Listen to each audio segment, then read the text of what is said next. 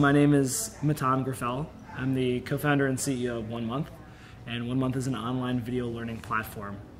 Right now, people are learning how to code, building websites, mobile apps, learning growth hacking and content marketing, web security, and other classes like that. And it's built for total beginners, so they can do it in 15 minutes a day for 30 days. Obviously, students are probably our biggest asset in terms of growing. Like when someone takes a class, we want to make sure they finish the class, because someone who finishes it is also the most excited about it. And if we've changed someone's life by helping them get a new job, or letting them build a company, or even just building a product that they are excited about showing people, then those are our biggest advocates. So most of the students that we get coming in are direct referrals from other students who have taken it in the past. It's important to us that we have diversity and opinion in the tech fields, because when you have a monoculture, people are thinking the same, and they're thinking from the same perspective. And what you really need is for different people to understand the different needs of all of your potential customers.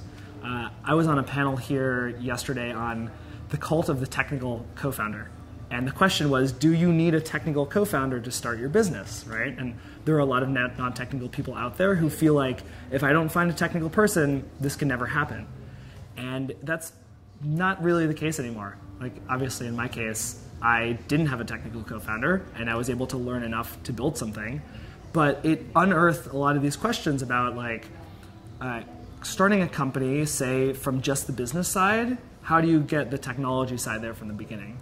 And one really important example of this is that you want to have diversity built into your team. You want to work hard to get diversity into your team as early as possible, right? Ideally, one of your first 5 hires should be a woman, because if you go a certain point just hiring people that are like you, well then by the time you're 10 people or 20 people or 30 people, it's going to be much harder to convince someone to join, a woman to join an all-male 30-person team, right? Because you have a certain culture that's already built up until that point. And the same thing is true for all sorts of diversities of opinion. And so making sure that you have that early on is important, even though it really just means being intentional about it, right? And so for us, we recognize that a lot of our students were males, just because it happens that more men are signing up for our classes, or going out there and trying to learn how to code. And so, we thought, what can we do to actually flip the ratio a little bit? And honestly, it's hard for a startup, because you're taking customers wherever you can get them, right? It's not like you get to choose, really, oh, I'm going to focus on just these places, right? It's can we make any money? And just finding any channel that's delivering profitable customers is really hard to do. But the scholarship thing is an obvious option, right? Because we can give away 10 accounts a month. It's really not that big for us in terms of an impact, and it can be really meaningful in terms of the people that are actually applying and getting in. The stories here are incredible that I've heard. Our focus really is on the results and the outcome that you're actually getting out of this. So making sure people finish, and making sure that they finish with a tangible skill and a project. So we're all project based.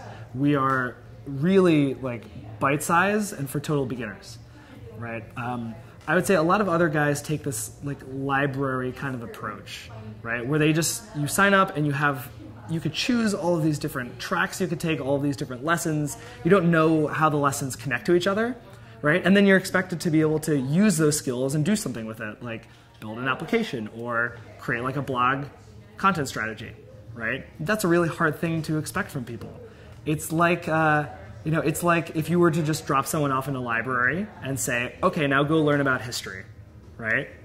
It's where do you even start? There are thousands of books out there.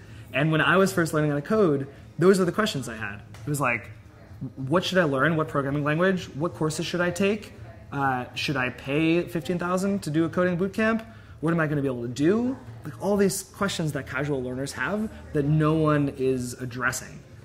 And so for us, it really is the difference between the self-serve thing versus having a person there, a personal trainer or a great teacher in a college setting who's taking all these things, synthesizing it, digesting it, and then giving you the track that's going to make you more likely to succeed.